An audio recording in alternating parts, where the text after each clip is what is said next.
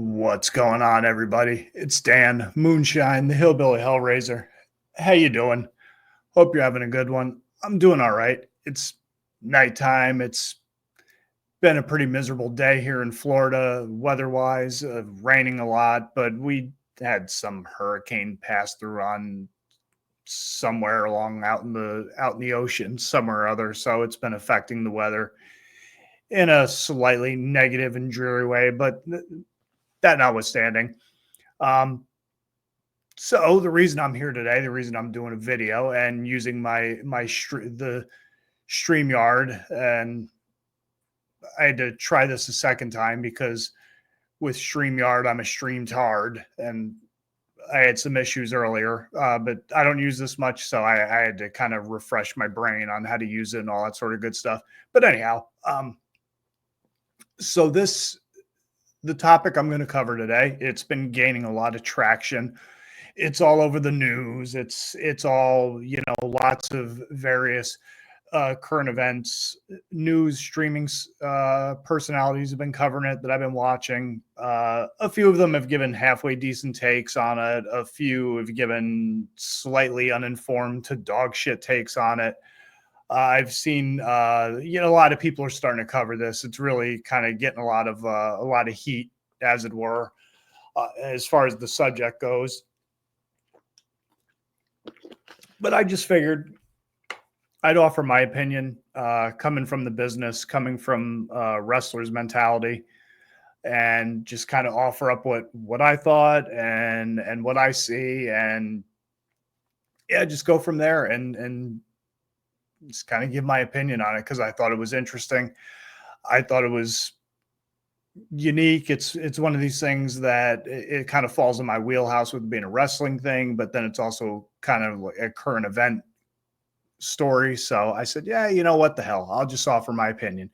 So as always, you can read the title and you can see the incident in question is involving Raja Jackson, which is Quinton Rampage Jackson, the MMA fighter, fought in UFC, light heavyweight champion there, used to fight in Pride in Japan a couple decades ago. Was in the A team, done some TV and movie roles. He's done some pro wrestling stuff, so it kind of ties in a little bit. And this is his son. Raja's his son, and I guess I don't know if he's an amateur MMA fighter or he's a pro or what his deal is. I don't know his record. I had no idea who this guy was. I knew nothing about Quinton Jackson's kids before this, and hopefully after this I won't have to hear too much more about him. Again, it's nighttime right now. It's Monday night heading into Tuesday morning, so I don't quite know exactly if there's been any updates or details on the situation itself, but again, just figured I'd break it down. So what happened was over the weekend, there was an indie show in California. It was run by the company KnokX Pro Wrestling, which I'll pull that up real quick if I can. That is right here. This is KnokX Pro. And you can see it's a very reputable company. As of earlier today, it was part of the WWE ID program, which if you're not familiar with what that is a program that it's not quite developmental. It's not quite NXT. But they've picked out various indies throughout the country and they use them as kind of like feeder places to develop young talent, to kind of keep an eye on the indie scene and any prospects that are out there. This is where they would go, and this is where they all go to, and they pick them up from. So that's kind of the deal there, as far as if you're wondering what WWID is. And you can see KnokX Pro it's run by Rikishi, his cousin, Black Pearl NOI. So very reputable. Both guys are veterans. Obviously Rikishi, he was in WWE for decades, WCW. was part of the Samoan SWAT team. He was with, Too Cool, worked with The Rock at one point, and, has been all over the world. At one point, I think he was I think he might have been involved in a school, running a school with Gangrel, Dave Heath, Vampire Warrior. So he's had a hand in training in various aspects of the business. And this is in Sun Valley, California, which is Los Angeles area. So yeah, you can kind of see that it's like it's not some fly by night place, but this was an indie promotion. They invited Rampage's kid to be part of the show, which you do that from time to time. Apparently, he is somehow affiliated with the streaming platform Kick, which I'm not too familiar with Kick, and but I heard it's another streaming platform, much like Twitter and YouTube and Facebook and Twitch and all that sort of stuff. And they have various people that do stuff on there. Apparently, Raja Jackson's one of them. He was doing I guess he was live streaming, and the show itself was live streaming as the show was going on. So I have some thoughts on that I'll share at one point. We'll get to that in a second. But yeah, so apparently earlier in the day, I don't have video of this, but I'll just kind of break it down as fast as I can. He was in the backstage area with the rest of the locker room. There's a gentleman named Psycho Stu, and I don't know if they were setting up an angle for the show to do later on, show during, because they got projectors and stuff that you'll see, TV screens and whatnot. So I don't know if they were setting something up for the show later on. And I don't know if it was a rib, but he did a deal where he hit Jackson in the head with it was an open can of beer or Coke or something or other, and it splattered all over the place. And he no-sells it. And then they kind of they square off and all that sort of stuff. And the guy says, "And what, you're not gonna sell that?" And he started getting all pissy. And his handler, his manager, his coach, or whoever the hell was with him filming for him, was telling him he's not a worker, he's not a wrestler.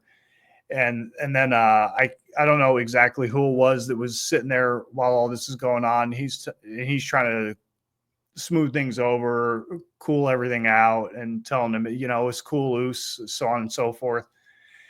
And then apparently they got back together. They powwowed a little bit later, shook hands. Stu apologized. He said he didn't, he wasn't aware that he wasn't just one of the boys, that he didn't know exactly what his role was with the company that day. So that's why I say I don't know if it was a rib. I don't know if this is something that they do to kind of test people, because you do that sometimes. You start ribbing people to see how they're going to react, to see if they're going to be able to fit into the locker room. Because an overarching theme that'll kind of make a lot of sense here or be relevant in this situation is that in wrestling, you have to have trust. You have to trust your opponent. You're giving them your body. They're giving theirs to you. You have to be able to know that trust is earned, that trust is respected, that people are not going to hurt you legitimately. And sometimes when people get ribbed in the locker room and they can't handle it, they handle it poorly. Whether they lash out or they get aggressive or whatever the case is, sometimes it proves that you don't fit in, that maybe this isn't for you. And it's a good way to kind of weed out people and then you don't have people you'll have people that understand the business, that they get it, and that you can trust in the ring. You can trust with your body. They can trust theirs with you, and so on and so forth. So that's kind of at least from my perspective, what I got from that aspect of it, thinking about it. I could be completely way off base on it, but that's my opinion. It's something I didn't really see or hear a lot of people talk about. So that was kind of the lead up to the incident. So then you get to the match itself. And we have this, what looks to be, I'll pull it up here in a moment and get the right screen. You can see it's some sort of scramble match, 3-team tag match, something or other. And on the outside, that is Psycho Stu. I don't know who the rest of the guys are, the parties and everything. But here you have, right here is, that's Jackson. That's Quinton that's Rajah Jackson. I'll keep calling him Quinton's kid, but I don't know either of them very well. But anyhow, so let's get this started, and I can kind of go through it and break down some of the stuff that I noticed. So one of the first things was, you get to about let's get to it a little bit here. Because again, this is all supposed to have been smoothed over, and they're just going to go. They've got some stuff worked out that they're going to do for the show. So we're going to go from there. Which is standard indie match, standard indie crowd, nothing out of the ordinary.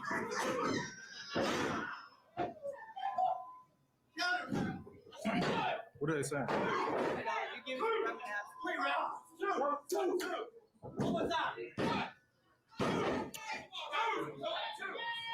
So he's following along with his live stream. No, watch what I'm about to do. As soon as they tell me to go, I'm going. Watch. So that right there, he's already getting egged on by his live stream audience, or whatever they're telling him, whatever they're baiting him into doing.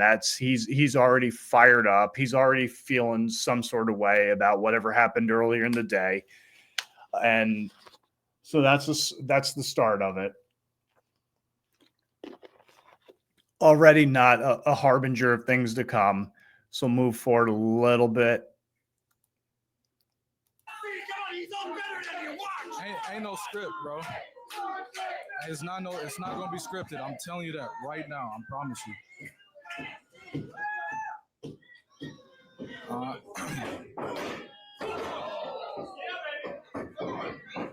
But I will tell you guys this. They told me to hit him and just leave. Somebody who pull me off of him will leave. I'm telling you. I'm going to hit him as many times as I can. Watch.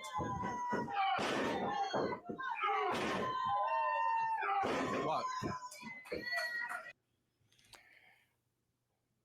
So at this point, this is what I find interesting. The show's being live streamed on Kick. He's doing a live stream. You've got wrestlers all over the ring, scattered around the ring. You got a manager standing there. He's openly making his intentions known that he plans to go into business for himself. What I don't understand is how nobody heard him, because it's not like it's a loud, raucous crowd. And he's right there. He's feet away from the ring. I don't quite understand how nobody noticed, or that nobody was in the back watching the live stream or watching his stuff. That part kind of boggles my mind. I don't quite understand why nobody was keeping tabs on that, especially with there being a slight incident.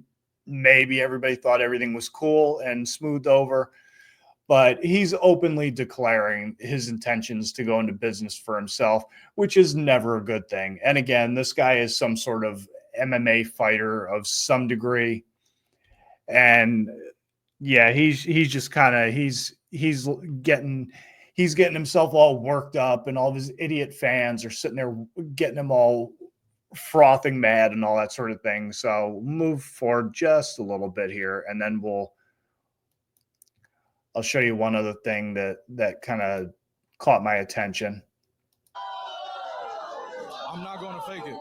Exactly. They don't want me. They don't want me in there for real, because I'm not going to fake it. Watch. That's what you get.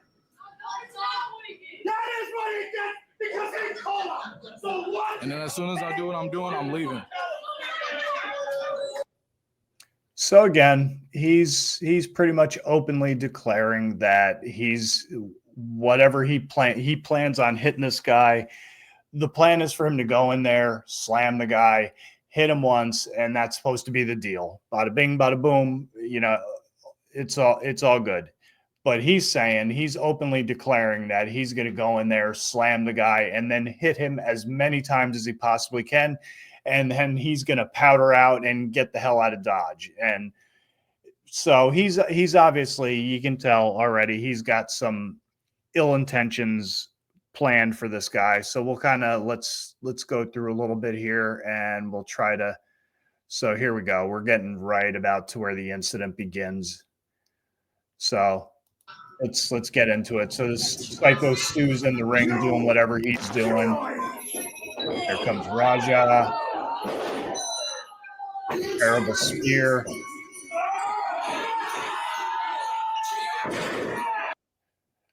So right there,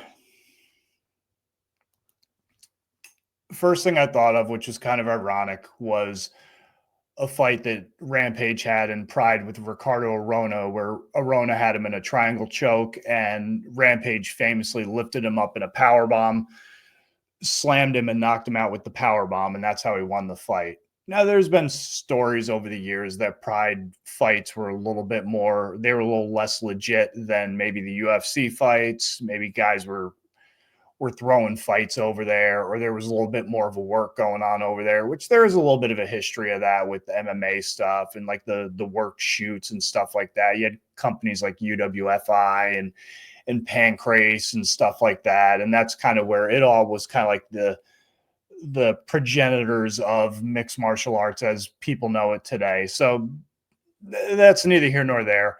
But he legit, the guy gave him his body to take a slam. He knew that was coming, and he absolutely took liberties with him. He just slammed him as hard as he could. He doinked his head off of the back of the mat. He's knocked out right now. And then this is what we get after that. He's already knocked out, so keep that in mind. Boom, boom, boom, boom, boom, boom, boom, boom, boom, boom, boom, boom, boom.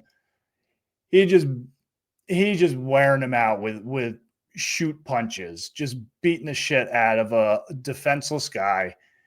And I mean, he's not even waking up from the shots. He was knocked out, and he's just getting further knocked out. And I don't know why the referee hasn't stepped in. I don't know why everybody around the ring has not already surrounded this guy and started beating his ass. I don't know the only thing I can think is that modern wrestling today, and this is kind of like a indictment on the current indie scene, is that most of the guys are they're just straight up marks. And I mean, we're all marks. We're all fans. We come from loving the business as kids, as teenagers, going into adulthood, to where we eventually decide, you make a decision to get into the business or try to get into the business. It is what it is. But it just seems like nowadays it's like this. I've said it before. I forget where I said it, but it's like this weird like intersection of pro wrestling fan and comic book nerd and like friggin' art majors and stuff like that, where it's like the guys aren't necessarily athletes who are getting into the business. They're just straight up fans. They don't have athletic backgrounds. They don't really try. They don't go to the gym. They don't do any of that stuff. I mean, the guys are athletic. They can do shit that I could never do when I was working. Like, guys can do 5.5 gainers off the top rope, and I could never do anything like that. I probably couldn't have done a backflip if I tried without breaking my neck. But I mean, as athletic as they are, some of the guys are just like, there at times they're a little bit too awestruck with people that are celebrity or pseudo celebrities and stuff like that. And I mean, there's a whole different, that's a whole subject talking about modern wrestling.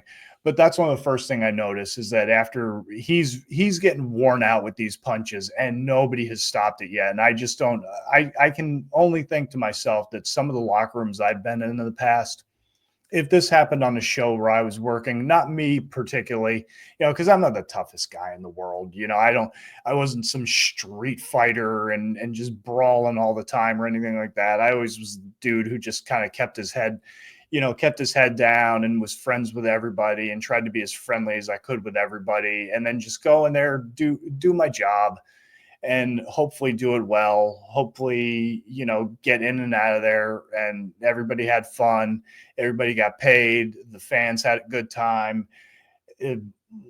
My dance partner, for lack of a better way of describing it, felt comfortable with the match, was happy with it. Just if everybody walked away happy and everybody walked away safe and sound, that was really all you could hope for. And then hopefully you get booked the next time. And that was kind of like my philosophy. And I was never one to get into a whole lot of controversies and stir up a bunch of shit and try to be like a heat magnet or anything like that. It happened at times, but by and large, I tried to stay out of a lot of the drama. It's so much easier, especially in a business where it's a lot of overgrown children and there's lots of other extracurricular things going on where it can go south really quick. But I can only imagine some of the dudes I knew in the business, if this happened with one of them, I promise you, this guy would have gotten the shit kicked out of him in a New York minute. He would have had his ass handed to him, and it wouldn't have mattered who his dad was. He would have gotten the shit beat out of him for doing something like this, because it's unprofessional. It's uncalled for. It's a completely alien concept to the traditions of our business. And that's why I say these things that I do. So we'll continue here. We'll finish this out.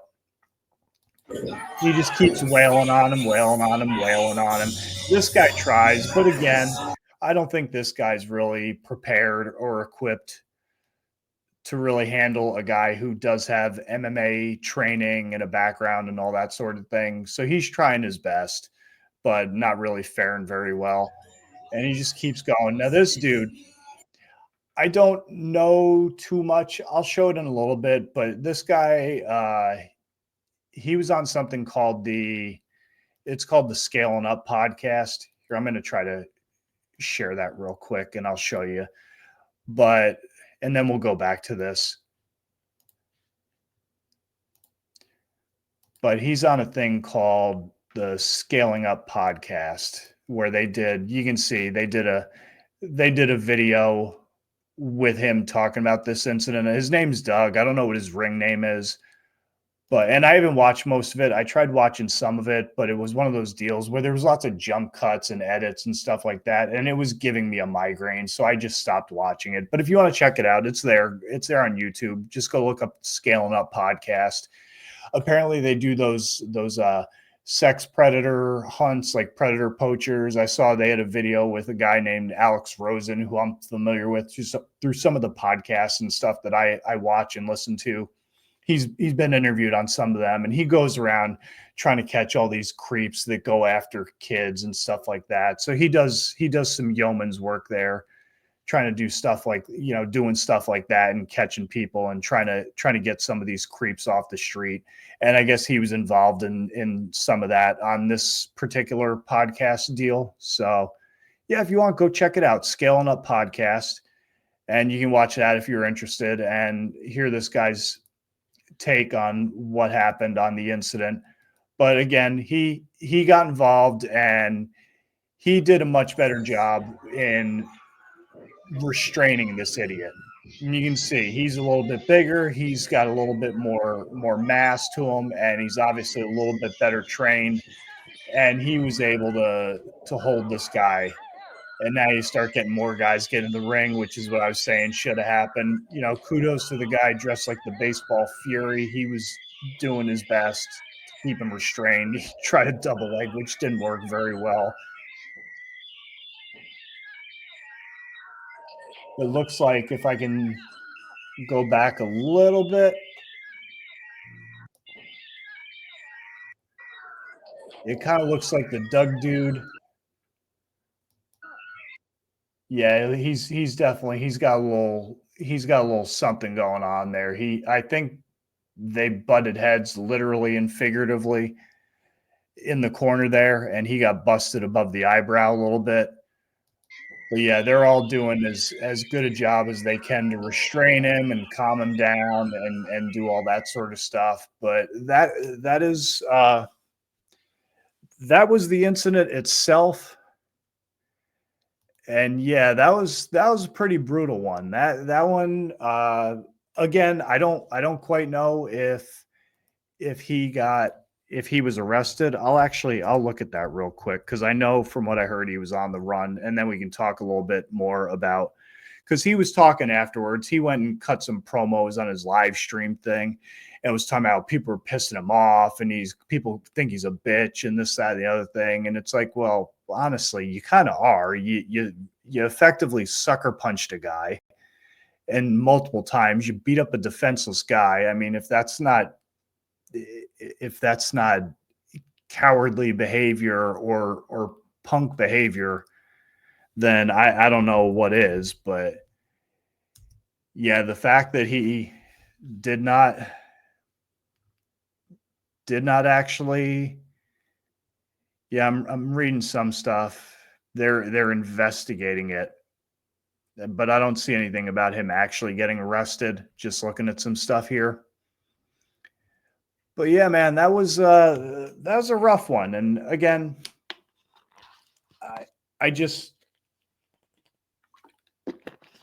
I saw a lot of people talking about how, oh, he should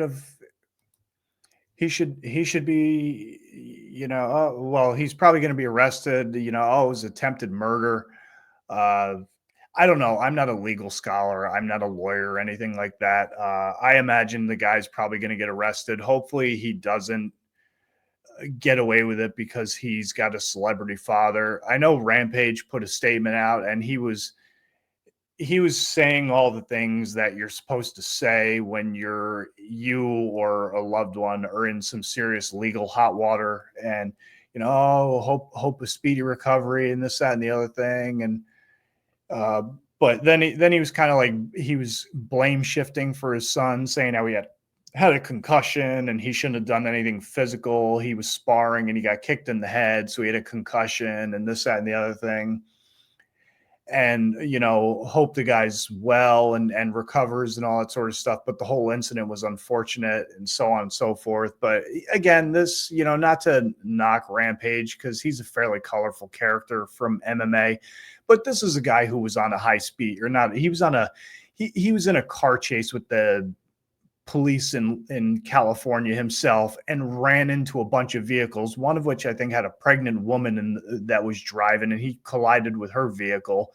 And his excuse for that was that he had been ingesting nothing but energy drinks for a few days, and he was having a spiritual battle in his head with God and the devil trying to take him over, whatever, some dumb shit like that. So, I mean, it's kind of par for the course in pro wrestling and MMA businesses. We get all sorts of crazy people, and some are more dangerous than others. I mean, crazy people, there's always an element of danger with them, but it's even worse when they're trained killers, or they're trained professionals and know how to use holds and throw punches and kicks and stuff like that. So it just adds an extra element of danger and a threat level for people.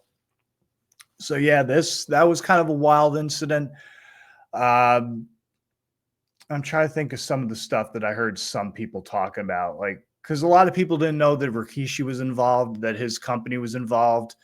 Didn't know anything about the WWE ID program. And some people just talk out their ass about certain things and just stuff like that. But overall, my opinion on it is that was like Bush League stuff. The guy, if he should have at the very least gotten his ass kicked by somebody in the locker room. I don't know I don't know why some of the like uber veteran guys, like some of the Samoan guys there, like they didn't do anything about this. I don't know if they're all boys with Rampage or something or other, and they were doing him a favor or trying to build up some cred with Kick or something or other by having this guy here. But honestly, in my opinion, a lot of these IRL streamers and all these video game streamers and stuff like that have started oozing their way into the wrestling business, they need to knock that off at all levels, because these people are not going to do anything they're not doing anything for the business. Most of them don't give a crap about the business. It's all about getting some more clicks and clout for them.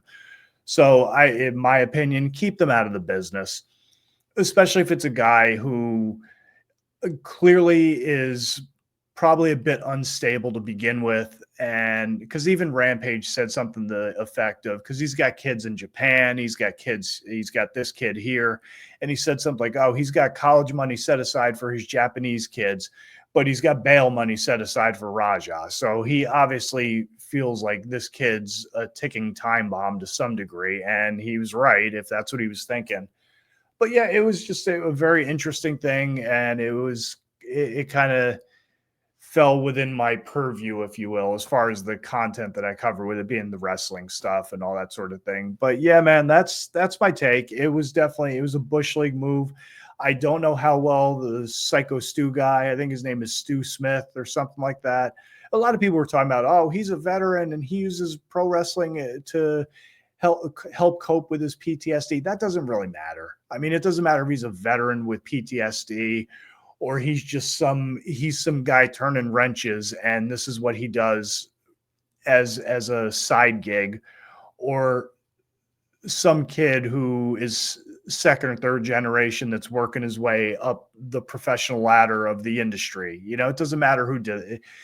Nobody deserves that. I mean, it is what, and then you hear all these people, a lot of people defending Jackson and just trashing pro wrestlers and oh, they're all pussies and stuntmen and this, that, and the other thing. It's like, you know, whatever, dude. It's you try it. I mean, I can tell you from personal experience, it's a rough business. Injuries happen, some more severe than others. And we're not a bunch of stuntmen. And we're not a bunch of actors. It's just, there are elements where you have to emote and stuff like that. And it's not stunt work. It's not like you're falling into a friggin' bed of feathers and diving off of a building and you're landing into a crash pad or something like that. A pro wrestling ring's not a crash pad. And you get hurt, you can get hurt severely. And it's unfortunate sometimes that people who they're ignorant of the business, they just kind of pop off. But that's the nature of the internet. You know, what are you going to do? It is what it is. Everybody's got an opinion. Some are worse than others, but hopefully you enjoyed my opinion and maybe you agree with it. Maybe you don't. You know, feel free to give us a comment here, or just me. It's just me. There's me and the voices in my head, I suppose. But yes, that's what I got. Hopefully you enjoyed it. Would love to know what anyone heard here. If I could speak, what anyone thinks about this. If you heard about this, what your thoughts were on it. And yeah, that's pretty much it. And yeah, so that's what I got for you. Everybody take it easy. And I will catch you on the next one. And I guess if you're new here and you like the video, you know, go check out some of my other stuff, some of my wrestling stuff. It's mostly heavy metal stuff and pro wrestling talk and movie talk and stuff like that. But if you enjoy it, yeah, man, welcome aboard. You know, sure. You know, you're welcome here. All right, man. That's it. That's what I got for you now. Take it easy and I will catch you on the next video. Later.